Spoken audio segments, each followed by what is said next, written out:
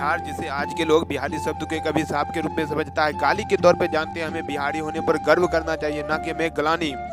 क्योंकि अगर भारतीय इतिहास से बिहार का नाम हटा लिया जाए तो भारतीय इतिहास का कोई मतलब ही नहीं रहेगा। यानी कि भारतीय इतिहास जो है बिहार के बिना अधूरा है। इसलिए तो हम कहते हैं कि तेजस की मैं उड़ान हूँ, गणतंत्र की मैं पहचान हूँ, कूटनीति का मैं प्रमाण हूँ, मैं बिहारी हूँ।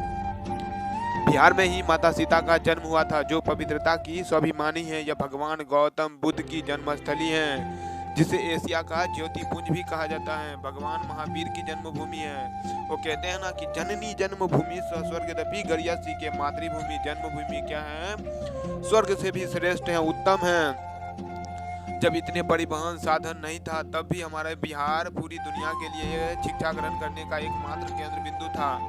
विश्व का सबसे बड़ा विश्वविद्यालय नालंदा विश्वविद्यालय, जिसे बख्तियार खिलजी ने ध्वस्त कर दिया था, जला दिया था। सिखों के 10वें गुरु गुरु गोविंद सिंह का जन्म भी हमारे बिहार पटना में ही हुआ था। विश्व का सबसे बड़ा लोकतांत्रिक राज्य बिहार हुआ करता था, जहां अजात शत्रु, बिंदुसार, चंद्रगुप्त मौर्य और महान अशोक जैसे राजा हुआ करता था। स्वतंत्र भारत का प्रथम राष्ट्रपति भी डॉक्टर राजेंद्र प्रसाद थे, जो हमारे बिहार का ही रहने वाला था।